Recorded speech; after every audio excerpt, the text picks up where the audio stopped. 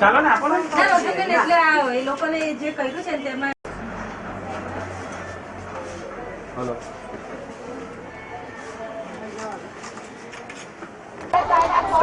મારું નામ શરીફાબેન ઇસ્માઇલ ગરગડિયા છે। હું ભરૂચ તાલુકાની આંગણવાડી વર્કર કંઠારિયા 2 માં છું।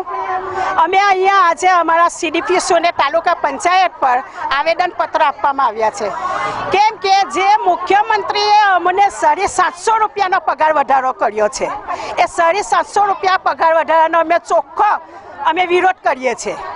એક બાજુ મુખ્ય પ્રધાનમંત્રી એમ બોલે છે કે નારીનું સન્માન મેં કર્યું છે, બીજી બાજુ મુખ્યમંત્રીએ અમારું અપમાન કર્યું છે। એ અપમાન અમારાથી નથી સહન થતું।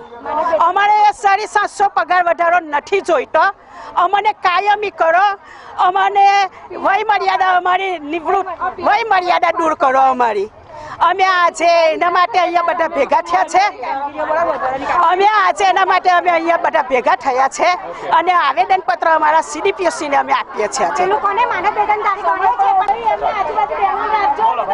રાઠોડ પુષ્પા બોલું છું ભરૂચથી। હું એમ કહું છું કે ગુજરાત સરકાર એમ કહે છે કે અમે નારીનું શોષણ નથી કરતા, તો આ તેમને વધારો આપીને શું અમારું શોષણ નથી કર્યું? આ કેટલો વ્યાજબી તેનો વધારો છે। 15% અત્યારે કામવાળી બહેનોને પણ નથી આપતા ને તે અત્યારે અમને 15% વધારો આપે છે। શું તે જાહેર છે? તે લોકોએ પોતાનો પગાર વધારો કેટલો કર્યો છે તમે નજરે જોઈ શકો છો। બધી જગ્યાએ તેમને પોતાના જે સરકારી કર્મચારીઓ બધાનો વધારો 50 થી 85% વધારો કરી ચૂક્યા છે તે લોકો। અમને માનવ સેવા વેતનધારી કહે છે। માનવ સેવા વેતનધારી 4 કલાકના કર્મચારી ગણાય ખાલી, ને કર્મચારી પણ નહીં, સેવક જ ગણાય। 4 કલાક જ કામ કરી શકે, તો અમારી પાસે 9:30 થી 3:30 વાગ્યા સુધી કામ કરાવે છે। 46 જગ્યાએ કામગીરી કરાવે છે। જ્યાં આપણે વસ્તી ગણતરી હોય, કોઈ પણ સરકારી કામગીરી હોય તો અમારી પાસે કરાવે છે। જ્યારે માતાના ઉંદરમાં બાળક આવે છે,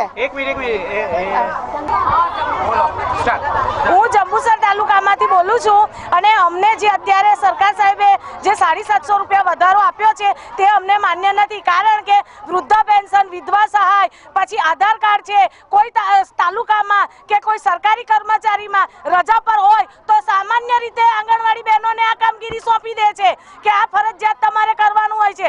અને જ્યારે અમારી બહેનો એવું કહેતી હોય છે કે અમારે આ પગાર આવી રીતે કેવી રીતે આવ્યો, ત્યારે એ લોકો અમને એવી સૂચના આપે છે કે તમે માનવ વેતનમાં છો।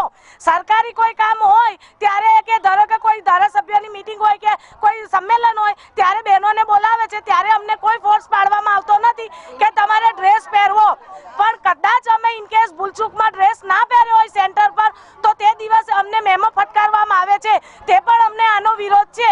એટલે અમે સરકારશ્રીને એવું કહીએ છીએ કે જે અમારો આટલો પગાર વધાર્યો તે અમને મસ્કરી સમાન લાગે છે। એટલે મહેરબાન શ્રી, તમે આટલું અમારું વિનંતી સ્વીકારી અને અમારું આગળ કંઈ વિચારી અને આગળ કરજો।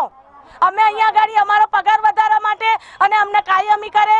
અમારી જે બહેનો છૂટી થઈ છે એમને પેન્શન યોજના નથી, આજે નિરાધાર અવસ્થામાં ફરે છે કે જેનો એક છોકરો હતો એને પણ નોકરી નથી મળતી। મારી સાથેની બહેનો જે ફરે છે એને તો 60 જ રૂપિયામાં નોકરી કરી છે। આજે એ બેન 4 ઘેર કામ કરે છે વાણિયાની દીકરી થઈને। એટલે હું સરકારશ્રીને કહું છું કે જે તમારો નિયમ હતો તે પહેલાનો હતો તે હવે ફરી એ કરે કે ગમે તેને ફરી પ્રમોશન આપે, આગળ એ કરે। બસ મારી આટલી મહેરબાની ને વિનંતી છે અમારા આંગણવાડી તરફથી બહેનોને। અને કામગીરી અમારી પ્રત્યે બહુ જ છે, અતિશય કામગીરી છે, સામાન્ય પણ। અને હા, અને અમને સરકારશ્રીએ એવું કીધું હતું કે તમને 2.5 લાખ આપીશું, પણ અમારી બહેનો જે છૂટી છે તેમને આજ દિન તક કોઈ સહાય મળેલી નથી। મારું નામ સંગીતાબેન શાહ।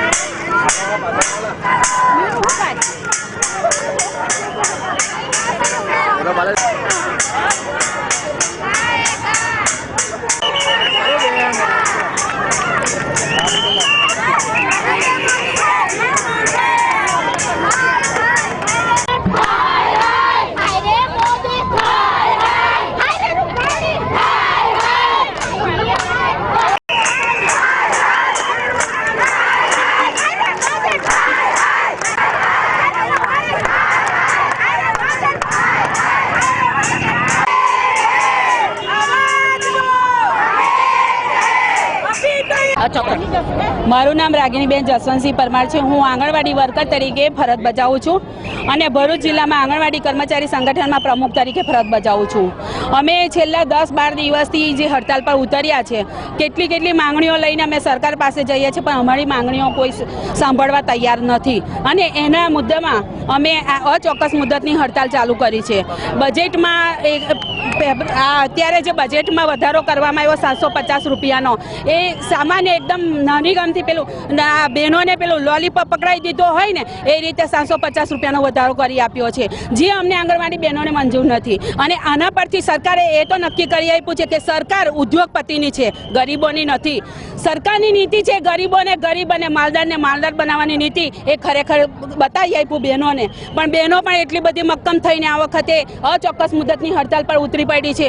અને જ્યાં સુધી અમને કમ્પ્લીટ વિશ્વાસ ના આવે ને એ રીતના અમારો નિર્ણય અમારો ના લેવાય ત્યાં સુધી અમે અચોક્કસ મુદતની હડતાલ પર રહીશું. અને અમને લોકોને ઉપરના અધિકારીઓ તરફથી એટલું બધું ટોર્ચર કરવામાં આવે છે કે આંગણવાડી ચાલુ કરો, આંગણવાડી ચાલુ કરો. અને બધી બહેનો એટલી બધી ટોર્ચરમાં અત્યારે છે, બધી બહેનો પ્રેશરમાં છે, એટલું બધું ઉપરથી દબાણ અમને આપવામાં આવે છે. અમારું આંદોલન રોકવામાં આવે છે સરકાર તરફથી, પણ અમે સરકારને ઝૂકીશું ને નહીં ઝૂકીશું, બરાબર. અને જે નરેન્દ્ર મોદી અત્યારે 7 તારીખે અહીંયા ભરૂચ આવવાના છે, પણ અમારી એક પણ બહેનો એમાં હાજરી આપે નહીં. એટલી બસ. બોલો.